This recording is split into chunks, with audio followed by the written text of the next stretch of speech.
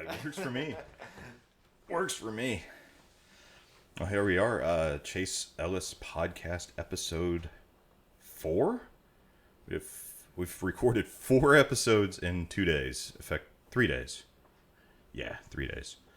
Not what you thought you'd be doing on a Thanksgiving weekend, I'm guessing. No, it's fine. No, so I appreciate you being here. Josiah Ellis, you're affiliated with the RVA Affiliates, is RVA, Richmond, RVA Virginia. Affiliate Collective, yep. So. And that's with a CrossFit type outreach cult. Yes, exactly. We do drink the Kool-Aid there. You do? Speaking of which, we're drinking not licky right now. not liquor. Definitely licky. not liquor. Not licky, not liquor. For, health and safety reasons. Yeah, it's a community org to bring together CrossFit gyms in the area. If you're aware that... Cheers. Oh, yeah. If you're aware that... It's very odd stuff. It's a little different, right? Yeah. CrossFit is not Good thing it's not liquor. Not a franchise model. It's a affiliation model. Damn it. Oh, Cut. pause. Not cut. Keep rolling. Of course, keep We can rolling. get it. We'll just start back. Yeah. Then you can cut and edit here. Right. Obviously, that's what I'll do. We'll do it in post. Do it live. Don't do it live. So the RVA Affiliate Collective, that is, as you know, CrossFit doesn't do the franchise model. It's totally an affiliation model where really all you're doing is paying a license fee to use the name. That's it. Really? That's all it is. Everything else is up to the business owners. So my goal was I originally wanted to open a gym, but instead of just being the 24th gym in Richmond, Virginia, I 24 gyms in one city. Yeah. In one city. Boutique, yeah. So like CrossFit affiliates. We'll have to come back to that because, you think about competitive brands and competing against themselves, and I can see where that's normally a problem, but it doesn't seem to be for Richmond. So I think there's a perception it is, but it really isn't. Just because you have so much ownership, it's your brand that uses CrossFit as a method versus CrossFit's gym. Interesting. Yeah. So it's really all up to you. There's no rules for competition. You could open right next door to another one, and you could offer CrossFit in such a different way that they wouldn't be the same clientele going to either one. Like you would have enough space there if you did it right. It sounds like you're selling more of the interaction and the experience of your unique gym. It's your gym's probably going to reflect maybe your personality in a way. Oh, it does. Yeah. The owner definitely sets the culture. Interesting. So, just give me a roundabout. What kind of different gyms? Because just this morning, you visited the local one here in Kernersville, North Carolina. Yeah. CrossFit Altius. Yeah. Shout out. Shout out. Yes. So definitely go there. They were great, but great people. Yeah. And it can be great though, and still have a different taste. Definitely. Is kind of what I was thinking. Definitely. So, what are some of the different tastes you've personally gotten to do? Because you've been out to Tennessee.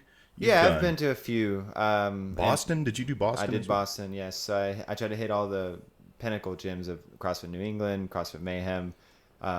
They're known for some of their elite athletes and top coaches that come out of those places.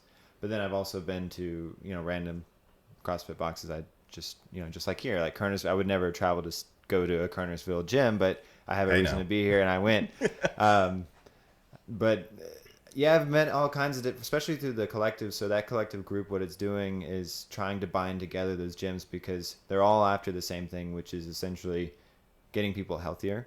And because they're so strikingly different, they feel alone, even though there's 20-something gyms in the area. So I'm trying to fill that gap by creating a community between all the business owners in the CrossFit space and also functional fitness space, yoga, personal training. Yeah, personal training, even physical therapists, massage therapists. None of them have a professional networking group. They're all independent owner operated practices typically, and they can feel siloed as well. So since we use those services inside of CrossFit, I figured bring them in as well and share the love. But strikingly different in a CrossFit gym. You could walk into one and you could have dogs running around and, everyone's shirtless. The men anyway. The women will be wearing a sports bra and booty shorts. Do we have topless CrossFits yet? No, not that far. But Sounds I mean, they'll be in a dangerous. sports bra. It could be. It's actually a like cleanliness thing, I guess. Obviously, if you're a man and you're very hairy and you're falling on the ground doing push-ups with a very sweaty body, not having a shirt on could be a hygiene thing. So there are gyms that say no dogs, no shirtless working out, no booty shorts. Maybe they have a religious view about that. So recently, I forget the name of the gym, but they were all over social media for instituting a no booty short, no shirtless thing. And they say that that's not the image they want to promote. I'm sorry you had to stop going there. Yeah. Yeah, which is totally cool because that's what's really cool about the affiliation model instead of a franchisee is you can do that in your gym. And if your local area or clientele support you, then you can continue being in business with those, whatever you want to institute inside your gym. Well, obviously within reason, within law, but on one spectrum, you might have the bro gym or you might have where it's all young people trying to, be super competitive. Then you might have another gym that's mostly middle-aged people coming in, just sweating and moving, trying to move a little bit better. And, it's really neat because you can take the CrossFit methodology and apply it to almost anybody in any way, shape, or form. But obviously some gym owners might, have a specific view of what they think it is. And that's the kind of clientele that will show up. And that's why there's always room for, I think, another CrossFit gym because I'm starting to coin the phrase in all of our collective meetings and everything is that there's plenty of sick people to go around. You're not competing against each other. I mean, look at the diabetes rate, look at all those things, all those unfortunate metabolic diseases that people are suffering. You just got to figure out a way to reach those people. Mm-hmm. And it doesn't have to be a perfect first step. I mean, right. Somebody could try CrossFit, find out it's not for them. But the thing is, by taking that initial step and it being made available to them relatively easily, relatively comfortably, as far as like personality type and fitting in with a different group, you're making it easier. You're eliminating the roadblocks between them and that first step. And I've always applauded that. That's one of the neat things about a hip. You can call it popcorn, you can call it selling out, whatever you want. Right. But if you're reaching tons of people and you're optimizing the impact of first step potential, that's that many people who they're that much more likely to take that second step. Yeah. So no, I think that's great. I feel the same way about New Year's resolution gyms. You see that all the time. It blows up. But you know what? Maybe 5 people stay on. Out of those 50,000 that sign up and then drop off, maybe 5 people stay on, and before you know it, they're doing like you. I mean, could be. And those people exist, and I believe there's always a way. The Globo Gym model of really low price memberships and selling to as many people as you can, and not is that really a dodgeball reference? Globo Gym? It's maybe they use it. It's big in the CrossFit space because that's what we call it, like the 24-hour fitness, the Gold's Gym, all those Globo gyms. Yeah, we're better than you, and we know it. Pretty much. And now watching that movie after getting into fitness, it's really funny because like the tight Under Armour shirts, all the attitudes, and then the average Joe's gym. It's really funny because I would say if you were to use that movie as like a CrossFit versus Globo Gym, you could say average Joe's is all the CrossFitters knowing what they're doing is the right thing and, loving each other in the process and working out. And do you might have a Steve the Pirate? No. There's some oddballs. There's some oddballs in there. And then you have the Globo Gym that's all about financial takeover or whatever, right? If you wanted to use that as some sort of comparison. But the Globo Gym model is only possible because it relies on people not to come in. And that is their intention, because if everyone showed up who had a membership, they would have to shut down because they would be at capacity or over capacity. And unfortunately, it's cool. If someone needs a $10 membership and they know what to do in the gym, they can go in there and do it. The majority of people don't know what to do in a gym. They are walking around lost. Their only other option is to get a personal trainer, which is extremely expensive. But it's typically the best way as long as you get a good personal trainer. But the CrossFit model is the opposite of that. It's a very high bar to entry when it comes to monthly membership, but you're getting small group classes that are coached almost like a personal trainer relationship. The founder, Greg Glassman, said that these people will be taking you to their weddings. They will be sharing the most intimate parts of your life because you will have developed that relationship that should be there between a trainer and a trainee. Well, and in the end, I think that's what should be there between all of us. Sure. We should be sharing that. Seeing this polarization in the political environment right now, and then how that's filtering down to just polarizing societies. It's like, oh, you're part of that group, and then I instantly hate you, or at least look at you through a lens, some kind of negatively polarized lens. Yeah. And no, anything that's reaching out and trying to get people of different cultures talking. That's why I started this. This is the whole idea of this, is to start drumming up good conversation, respectful conversation, and see that happening in the gym environment. That's great. It's really cool, and there are people smart enough in the CrossFit space that know that it's the same way the other way. So I know that if someone's using Gold's Gym, for example, and it's working for them, obviously it's worked for lots of people. Like, there's a lot of fit people that go to Gold's Gym. Yeah. That's great. I'm not going to say that my method is, I'm not going to judge you based on the method I use. So if I use CrossFit, that doesn't make me elitist. We typically lean that way because we coined the phrase, forging elite fitness. Okay. Well, I mean, and that's one of the trademarks of CrossFit, forging elite fitness, right? We're the tip of the spear. And that's because of the CrossFit Games, which is almost a whole separate thing. That's, if you were to say the sport of basketball, like NBA, versus you and I playing a pickup game. That's CrossFit gyms versus CrossFit Games. Or regional versus NBA, something like that. Yeah, you and I are doing it for fun, to be healthy, and they're doing it to the highest extent to compete at the top of the world. So, but there's more to it than that too, in that even at the minimum levels with CrossFit, there's some organization safety wise. You've got to meet at least some kind of criteria, right? As far as you have to get a level one certificate every 5 years. You have to retrain it. The level 1 is a foundations program. From there, you can license the name and open a gym. Obviously, that's where your training starts, and that's another mistake that some CrossFit trainers actually have, is they get to a level 1 and they go, "Oh, now I am a trainer," and then they just train and they get a kind of OJT from there. Yeah. There's still the level 2, level 3, level 4. There's still plenty of other clinics and seminars out there to become a better coach, even not directly affiliated with CrossFit. And it might be worth pursuing a personal trainer curriculum, as well as maybe some sort of physiological degree or something in exercise science. Some people say that stuff is bogus, but you got to balance all the knowledge that's out there. What's really cool about CrossFit is they took the knowledge of all the specialists. So they took the runners, they took the high endurance athletes, but then they also took the highest pieces of the strength, so powerlifting movements, Olympic weightlifting movements. Then they took plyometrics, you name it, and they said, now we're just going to do all of it.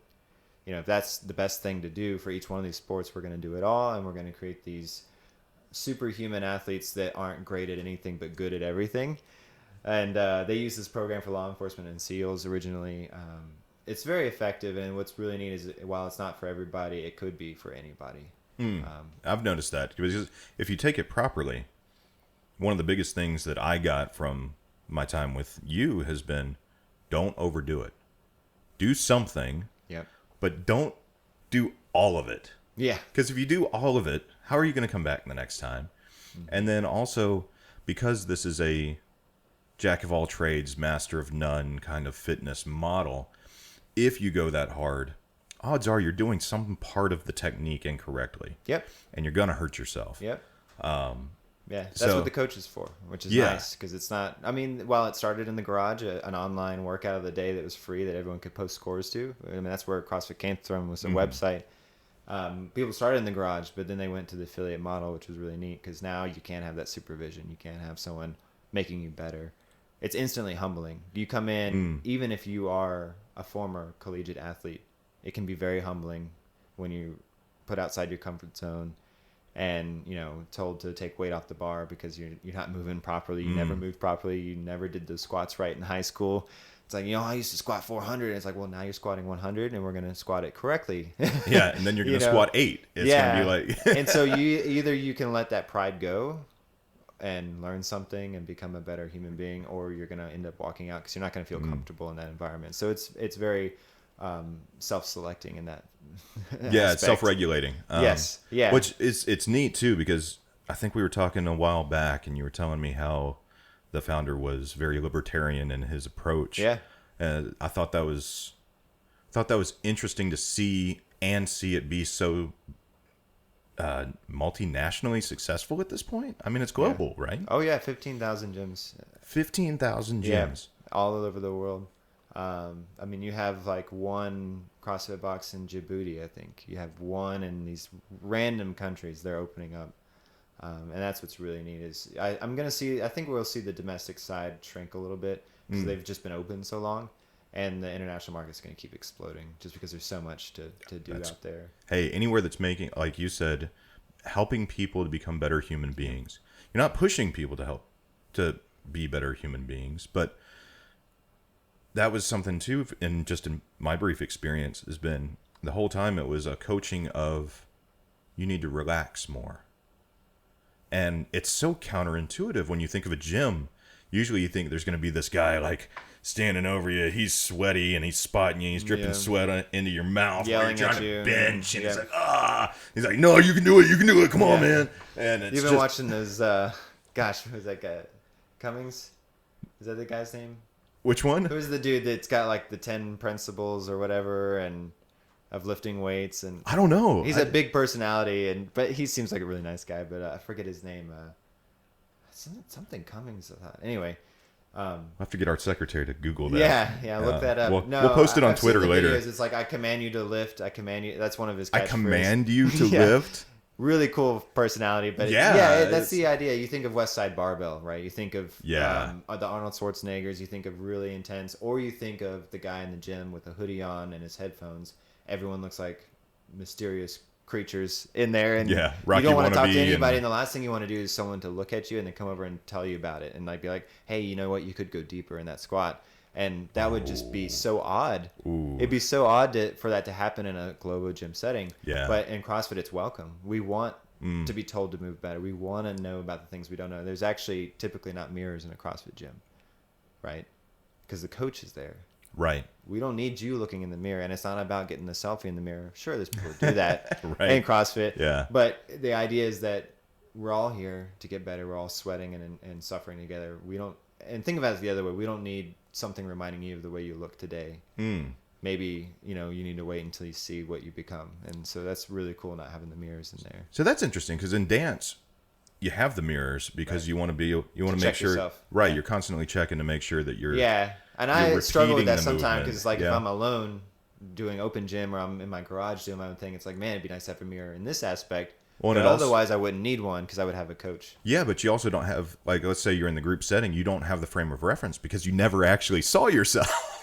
Yeah, that's why CrossFitters use video so much. I think it's so much selfie video is actually they're just trying to make sure that they know what they're doing. Yeah, the Instagram. I mean, you got to have stuff for the gram. Yeah, right. Yeah, and that's one thing. We'll do the Coach's Eye app, which is a really cool app on your phone. You can record it, and then you can do slow down, and you can draw lines and stuff. That's useful. I think they use it for like sports and stuff. It's called Coach's Eye.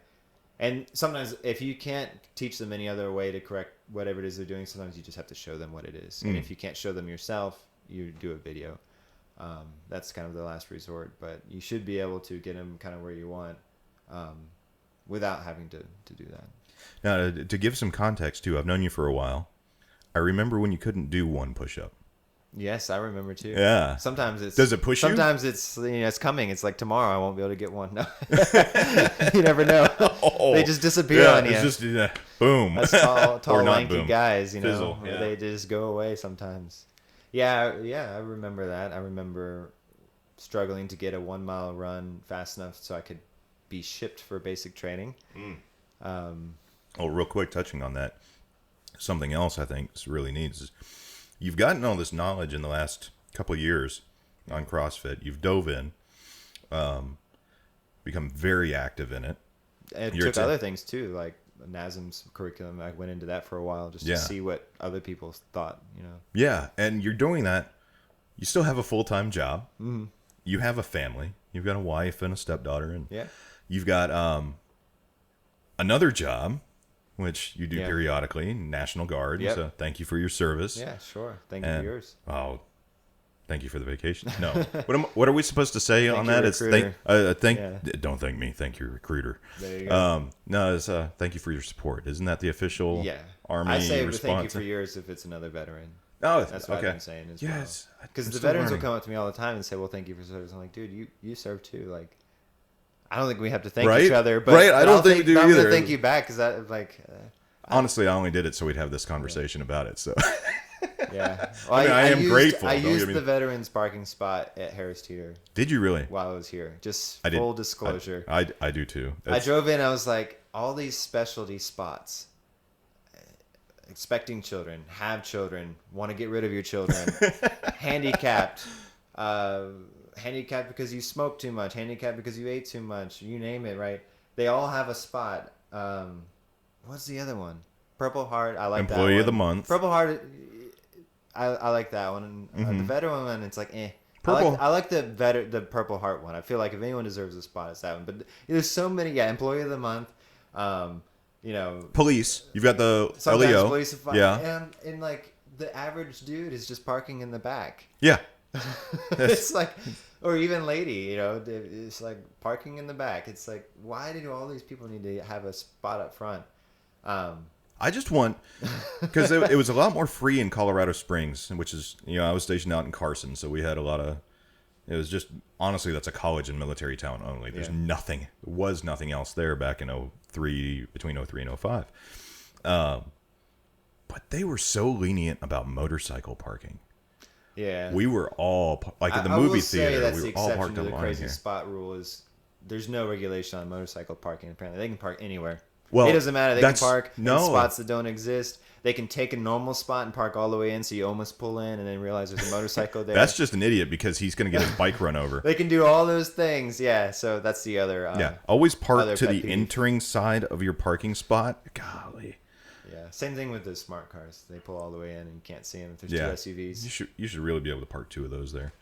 But that's not as... It's a lot more frowned upon out here to park a motorcycle up there. Like, I see people parking the basket buffer area and the painted stuff, but I don't see anybody park like we would get if there were the movie posters, you know what I'm talking about, outside the theater. Yeah, park like we had all of our bikes lined up on there. Yeah. And I would love to see that marked and veterans only. I mean, if you're gonna have veterans, you got to have the trike spot because you got the guys that just are at the point they can't ride anymore on two wheels, and then.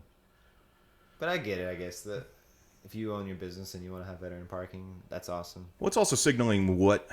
Or if you want to have expecting mothers or current mothers or want to be a mother, whatever, right? All those different things. That's cool and all, I guess. I'm all for all of those.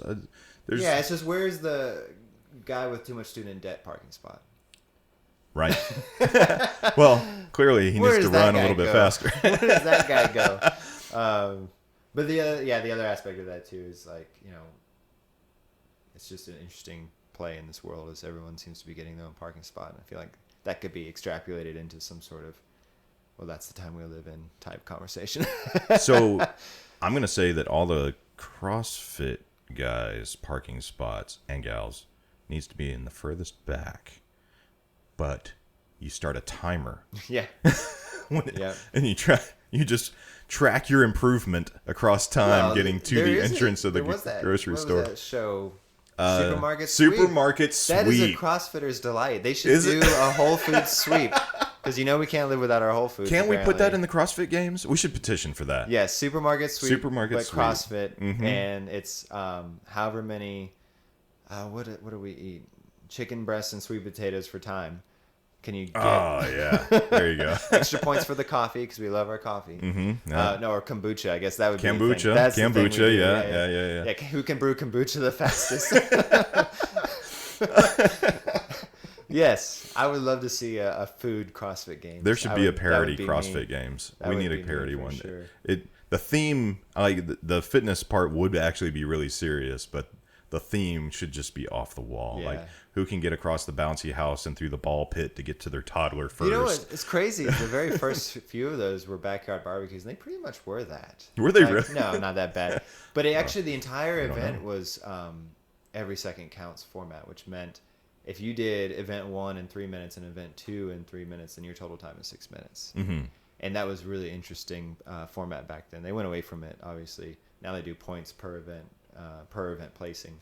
But that was really interesting because, like, if you were really fast at running in one event, but really slow at another piece, and the other guy, like, you could actually beat someone else.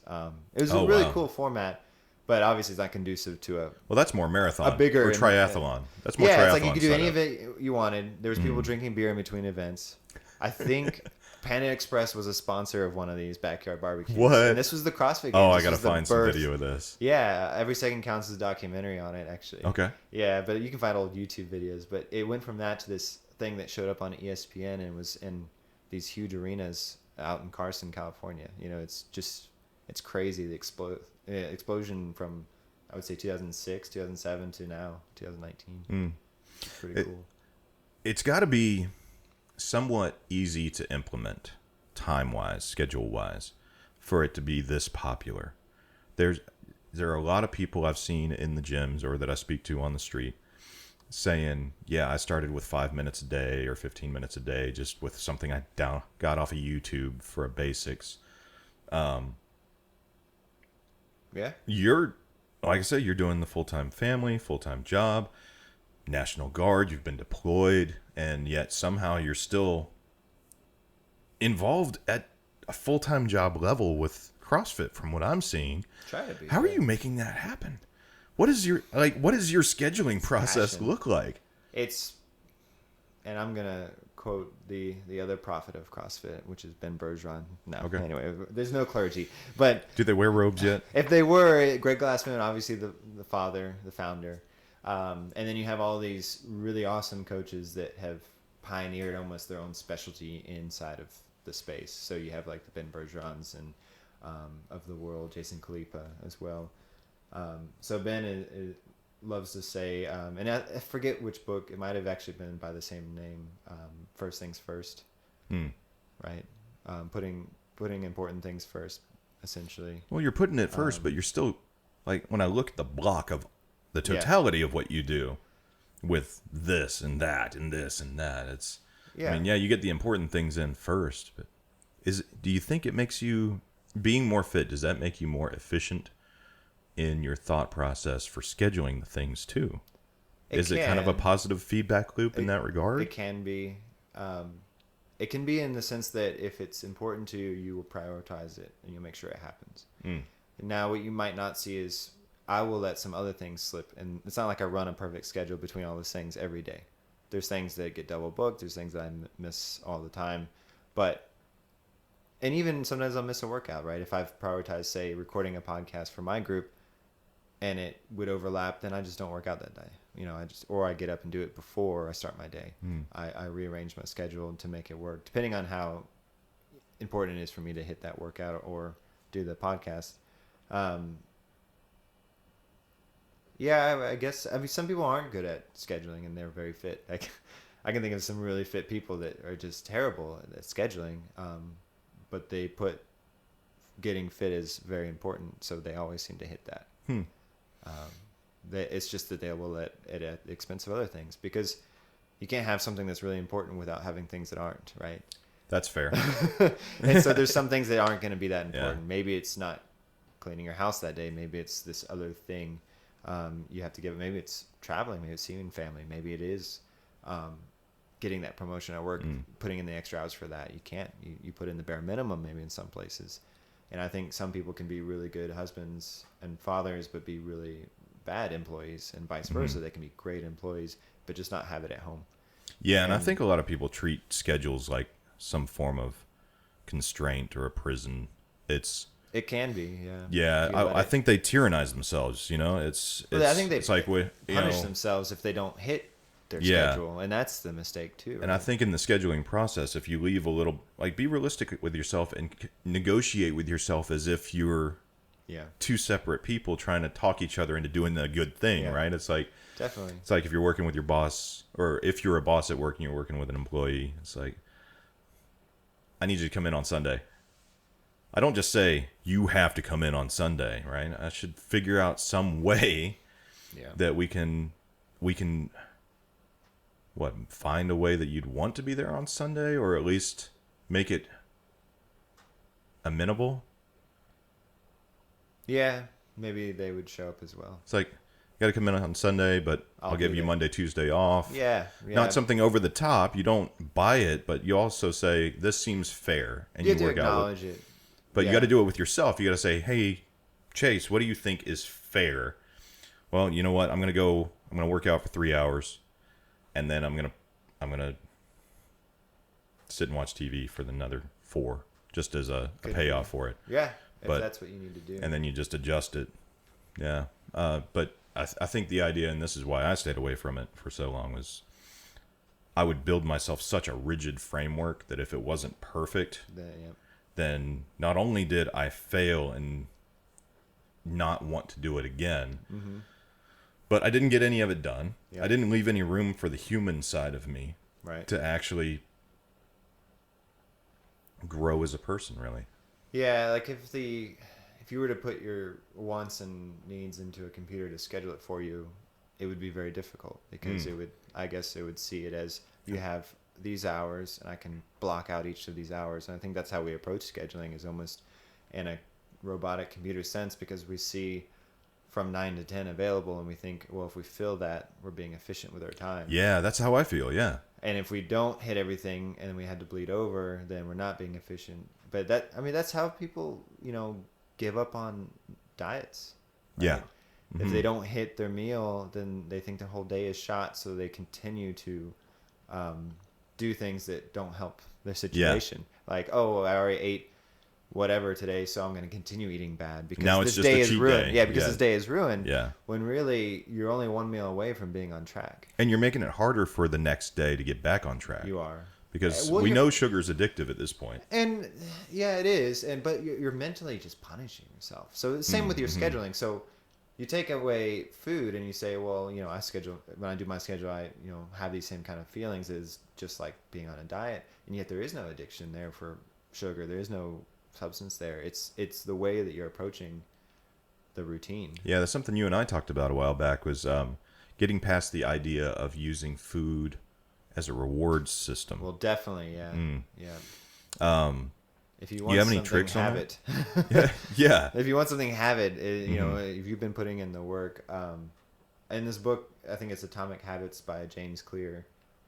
He talks about voting for the things you want. So think of an election. It doesn't require you to be 100% to win. It just has to be 51, right? Right. In an election.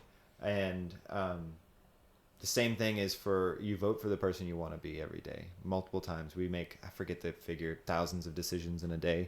And sometimes we get into just decision fatigue. But outside of that, you have multiple chances to vote for yourself every day or vote for the person you want yourself to become. So if you cast a vote every day and you say, oh, I want, like today, we ordered pizza and I ate it. CrossFit eat pizza. We love pizza. We love beer. Sometimes we'll do both right afterwards. So sometimes it goes right against the nutrition advice, but we're human and we like to indulge and we like to enjoy these things in moderation. And I'm voting for maybe not the person I want to be today with that decision. Like, hey, pizza, that's one vote for the side I don't want to be. But I've worked out today and I worked out yesterday, so I cast 2 votes definitely on those decisions already. So I'm actually winning. Yeah. Because I'm 2-1. Yeah. Well, and to your point, you're putting in the work. Yeah. You're putting in the work. I'm voting more for the person I want to be than not, so I'm going to get there. It's just going to take longer. And I think a lot of people get hung up on that idea too, as far as, I didn't vote for the person I wanted to be enough throughout the day. Why bother today? But you're not measuring yourself against who everybody else is. Exactly. You should be measuring yourself against who you were before you made the decision to head in the right direction. Yeah. And I think each good decision, you can look back and say, well, I screwed up. I'm a failure. But compared to the guy you were before you were choosing to be better, or at least choosing not to willingly get worse. And I think, Yeah. I mean, that's how I get this big. I was, what, a year and a half ago, I was under 200, and now I'm back. It's like, it was a positive feedback loop of just wrong decision, making it easier to make two more wrong decisions, and then you just fall off the cliff. But I also know, because I was able to cut more weight than I have on me now, it goes the other way too. Yep. One good decision today makes it that little bit easier. Well, it's compounding, right? Exactly. It's like compounding interest towards, what you want, towards the positive. Yeah. So if you've got somebody watching or listening to this and they're not doing anything right now, have you found anything that seems to be like at least a grouping of easiest things to get into? Like for me, I know when I'm really, really down in the dumps, but I'm really entertaining the idea of coming back, I do just even one push-up. Yeah. I just stop, and because it's intentional, it's not like, oh, I had to do a push-up and that counts, because I had to push myself up off of the floor. It's like, no, I stop what I'm doing and just do one. Yep. And it's weird, because like the next day I'm doing 5. Could be, yeah. And I didn't know if there was anything like that you've come across, because you've seen such a broad spectrum of different rookies, right? Yeah, well, even in myself, going back to like trying to get into basic training, I came from someone who didn't do much of anything. I was really good at playing video games. And You were. I mean, I've competed in that. That was my sport. If you were to tell anybody, I didn't do sports, I did that. Of course, I played a little bit of basketball in middle school, but mostly I was sedentary and very much overweight, especially when I was around 13, 14, just very heavy. And I struggled with that. I just wasn't interested in moving. I was interested in what was on the Xbox. I was interested in all those other things. As you know, we grew up in a household where if you're thirsty, here's a soda. Yeah. And I still don't drink water. It's one of the hardest things for me to do. Water's hard. Like, it's a discipline, but you can drink everything works calorie free is fine, right? So if it's a diet soda, probably not the best for a just get started. Growing child, but it's something, right? So that's another way you can think of those easy moves. But I mean, fruits and vegetables fresh were really rare in the house. If it was fruit, it was you all eat it too fast, so we can't afford it. So right. Because when we finally got it, we probably were going nuts over nutrition. I don't know about you, but I was dumping sugar on the strawberries. Yeah, and that was the other thing. Then we go, we need to add sugar. More. We need to add sugar to the strawberries. That way they're good. It's just like clean your plate. It's the whole mindset, and I don't fault our parents or anybody. That's a generational thing, I think, because thankfully it's going away. If you're not hungry and you're eating, it's still wasting food. So the argument of you don't want to waste it, starving people in China, that whole game that a lot of parents played, you feel guilty leaving food on the table, but you feel guilty because you know you shouldn't be eating it. And it's a mental battle every day at the table because you're hungry, you know the stuff you should be eating, you have what's in front of you, and now you're forced to eat it all, or you're chastised for it. It creates this unhealthy relationship with food. And so then you have, well, I'm thirsty, I'm going to drink a soda. I mean, that's just so many calories coming in. People don't even look. It's 200 calories per. Yeah. And the Gatorade is bottle. the same amount of sugar. Even concentrated juice, any kind of juice is typically, people are like, oh, it's juice, it's fine, it's healthy. But you eating one apple has moderate sugar. It's not going to be hard on your blood sugar. But drinking a 8-ounce, cup of apple juice is like drinking 30 apples or something. Like, it's insane. It's like pumping apple directly into your veins. So we've just been misled from even a governmental level on the entire thing when it comes to health and nutrition, the 2,000 calorie diet, the nutrition labeling, you name it. There's so many. The food pyramid. Yeah, the food pyramids, all of them that they've done. I mean, if you look at a thing and it says, oh, it's got 25 grams of protein, it'll say 50% of your daily recommended needs, and which blows my mind because that means it's recommending we only eat 50 grams of protein a day, which is insane.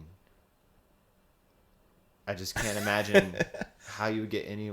Yeah, you talk to anyone who knows like the ABCs of nutrition, they'd be like, yeah, 50 grams is great for a small child. Yeah.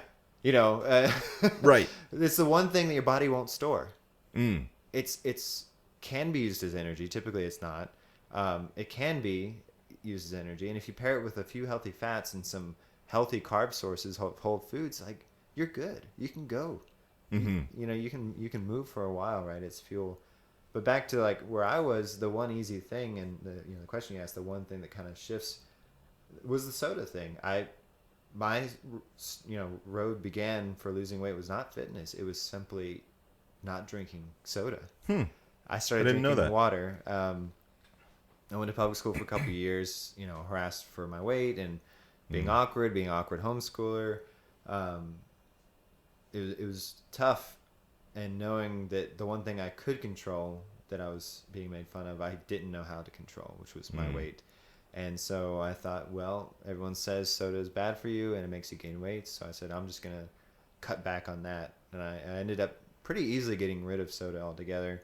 For a while, I went to the Dasani flavored waters, which is like got Splenda in it, which is fine, And I just did that. And it just fell off. Like the weight just started flying off. It was so crazy because I didn't really change anything. I was still the same amount of activity. I would wrench on a car, be out in the hot sun, maybe push mowing, but that was about it. I wasn't doing any fitness of any kind. And I got really thin. And from there, I wanted to join the military. So then I had to know push-ups, sit-ups, and run. So that's all I did.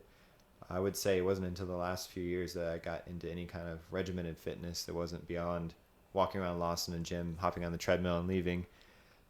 So I would say if you are a soda drinker out there, I'm not saying coffee. Most of the time coffee teas are fine. Just don't pump them with sugar.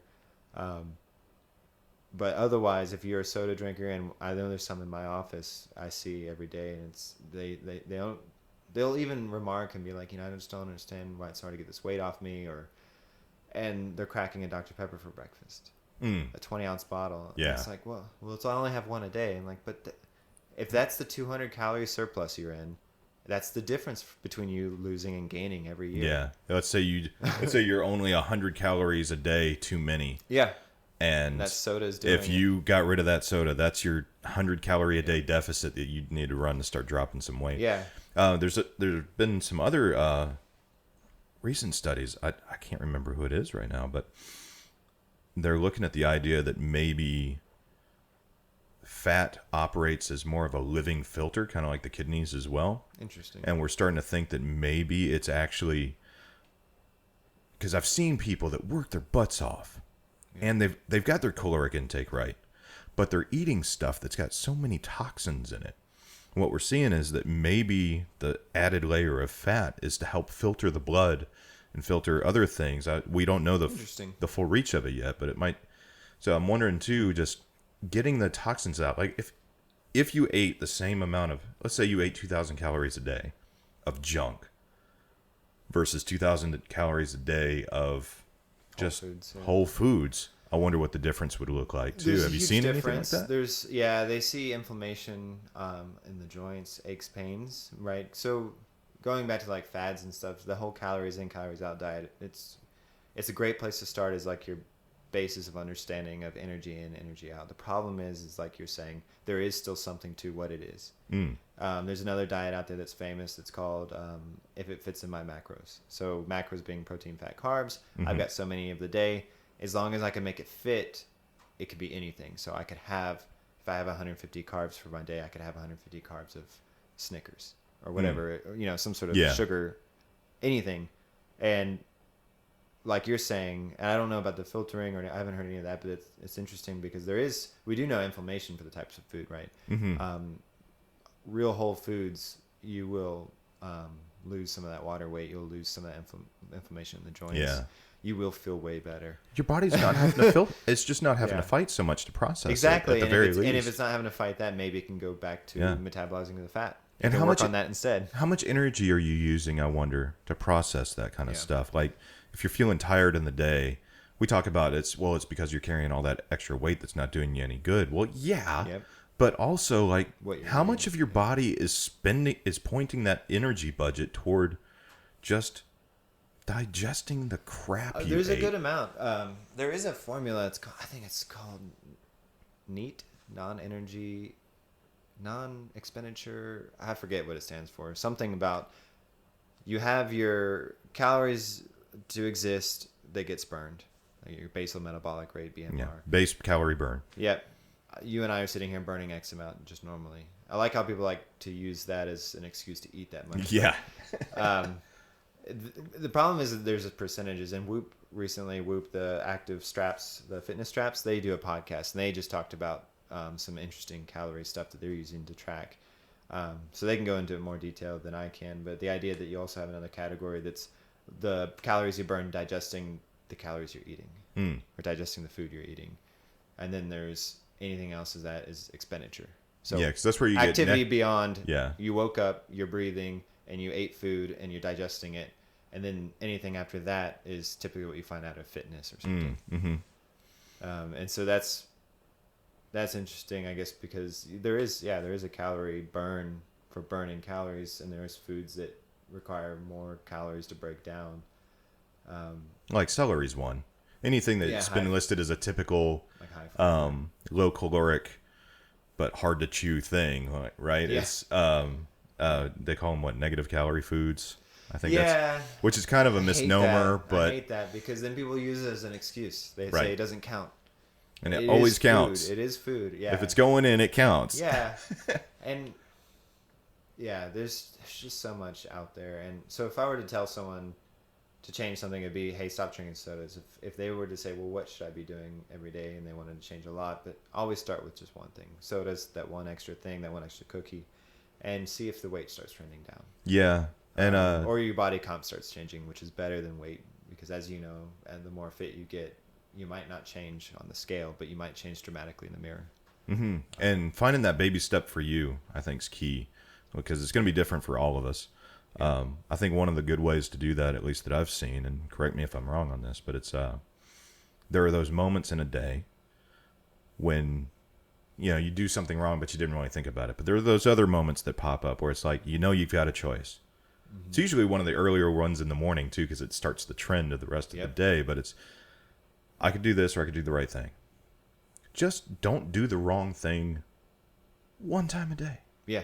No matter how small that little wrong thing is, it'll make you better at not doing bigger wrong things, right? Yeah. Or like you were saying, like you make that choice, and then you think, oh, it's shot, and they don't think about how far they've come. And you could say, like, maybe the person yesterday wouldn't have even thought twice about it.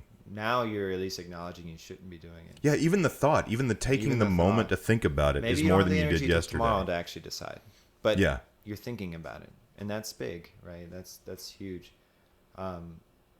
There's so many things that you can just start taking that mental shift on. Don't punish yourself. That just makes it worse, because then if you feel bad, some people out of depression eat, right? So it just continues a vicious cycle, and it takes you just deeper down. Yeah. Yeah. No, definitely.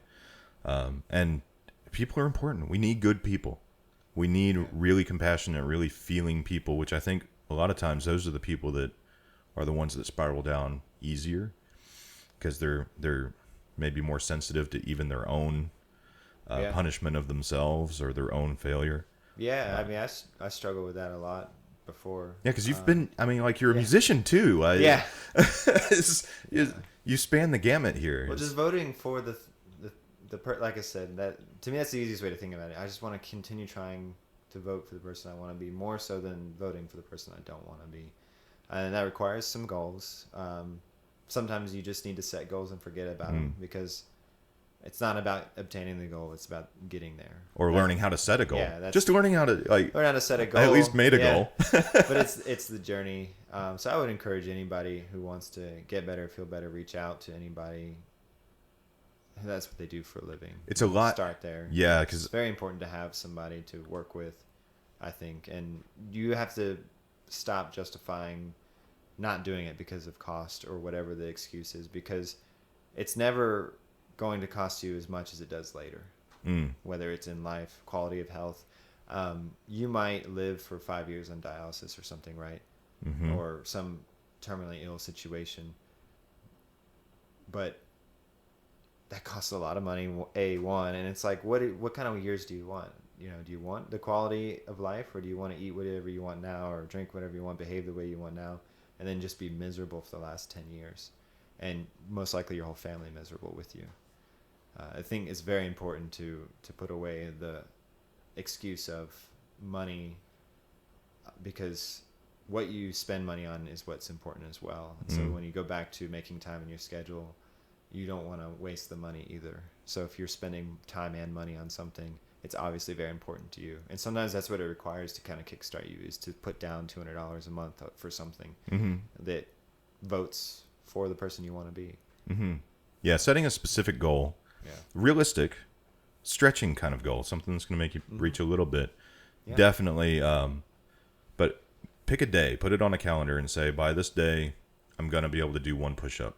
Yep. Or I'll have done one push-up between this time period. You know, what it can be stupid small. I think that's what a lot of people don't realize. That's what I think it was Carl Jung said.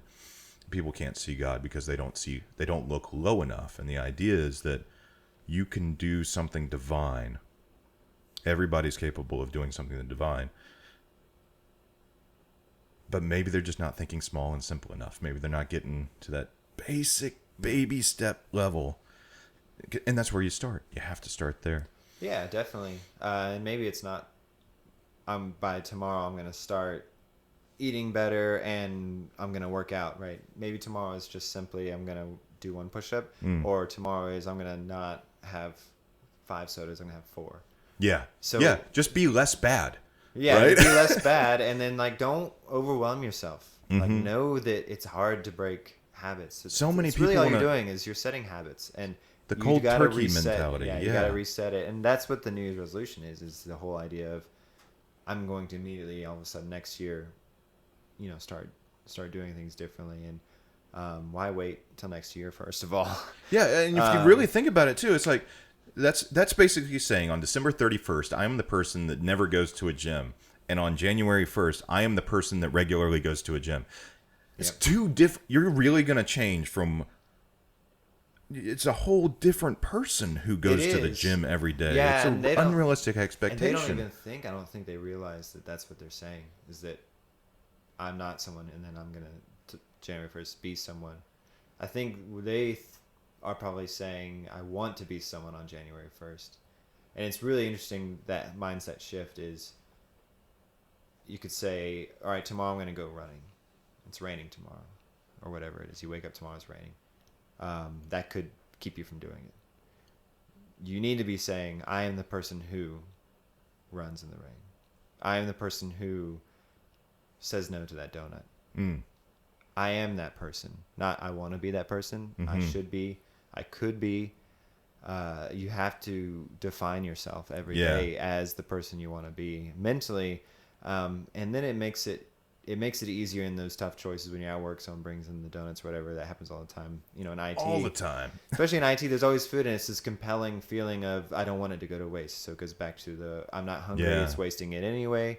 I am the type of person that if there's donuts in the office, I don't have to have one. Now, if you want to have one, have one. Yeah. Have one, and then... Because you're going to have 4 later if you don't. Exactly, right? So that's the other spiral. But have one, and then don't base it on what you've done. Don't say oh, I did enough, so now I can have one. If you want to have one, but then correct it on the next one, right? Get the next meal as a salad. Don't skip. Don't punish yourself. Just be like, I'm going to vote for the person that I want to be on the next decision. This decision, I know this isn't going towards it. Acknowledge it. This is not getting me to my goal. But I want to take a break. I want to have it, right? I'm going to put a pause on it for a second, enjoy this donut and talk to my friends at work, and then I'm going to vote more times afterwards. Because you can look back on your decisions throughout the day and say, in that moment, was I the person I would have voted for? Yeah. It's a really cool way to think about it. I thought so. Yeah. I love that book. Atomic Habits, if you really want to get deep on, not deep, I guess, but if you really want to understand how to set habits, which... Pragmatically. It sounds like a good utilitarian tool. And it goes back to the whole, that's how we do anything, is routines and habits. That's why we feel compelled to do A versus B. So much of that has to do with our daily routine and our scheduling and what's important. But then there's also, it talks about the aggregation of marginal gains. The idea of 1% better is all it takes to be 37 times better at the end of the year versus less than 1%, right? Right. Then go down. Yeah, So, or a hundredth of a percent each day. doesn't just can't doesn't iterate take that much. enough. Like, Yeah. no matter how lowly positive it is, it's more positive than it was. Yep. Yeah, and if you, of all the drastic changes, I do agree with one, and that is purging your house of the things that make it hard to vote for the person you want to be. Yeah. Well, and so I see a lot of my friends struggle with they're wanting to make the change. Yep. And now everybody who's around them who kind of feels judged by that change, even though the person's not judging them, they're just trying to improve themselves. They're kind of slowly tearing at that person because they don't want to have to face what they know they should be doing. Yeah. And when that person struggles, they might also think that the people who are bringing in the stuff they're trying to stay away from is making it harder. Or they're becoming, I know when I was really pushing and when Heather would do something that was not in line with the aim, I started seeing her as an enemy. It started creating an enmity there. And so it's so important to get everybody you can around you on board with it as well. And I don't think it's like for a person to change, right? When you change, you're not just changing. It's not just you who's affected by it. It's everybody around you. Yeah. And they need to be at least prepared for it and hopefully they should, on board and if they're with good friends and family, they'll stick around for it. If you think of it, and I'm not saying anyone who has whatever issues, eating too much or eating the wrong things is like a drug addict, but there's a reason why interventions do work at times. Everyone has to support it. Of course, that's everyone kind of surprising the person and asking them to change, but yeah, that's a shock factor. Yeah, thing, the shock factor. But the idea like, that hey, this is really it does serious. take a support system, especially if you struggle with it for a long time. Imagine how many years of reinforcement of a person you are who does those things, right? And now you got to switch that. And you might have groups of friends you don't see anymore because it's too difficult to see them and also vote for the person you want to be.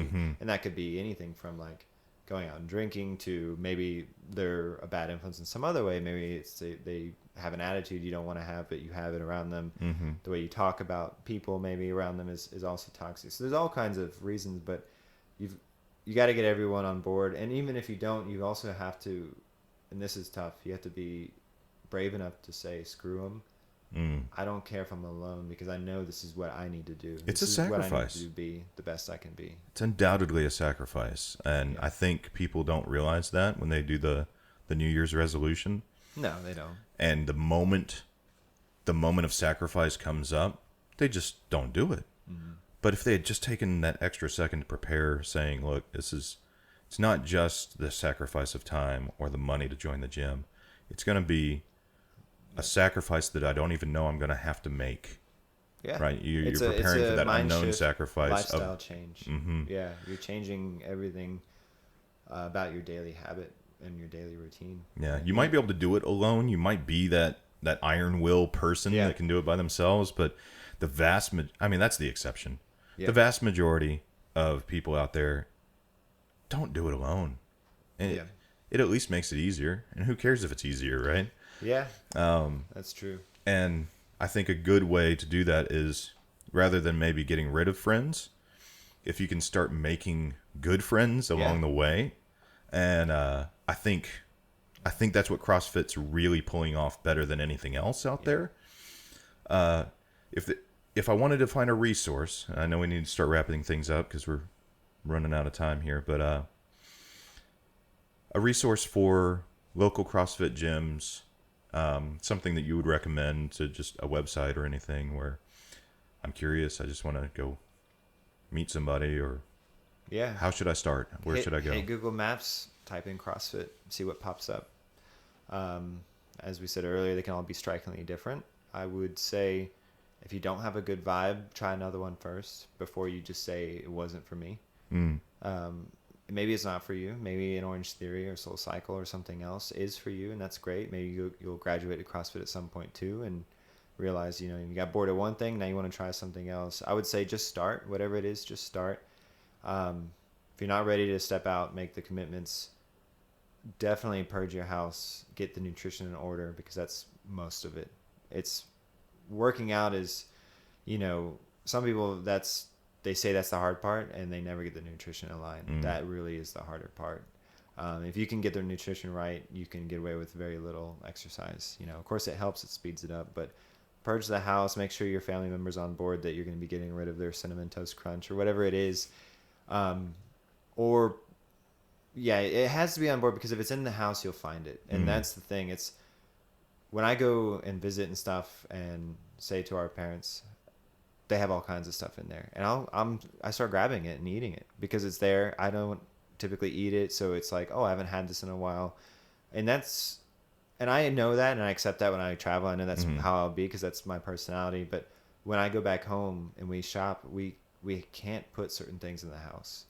Otherwise we demolish it, right? And it's like,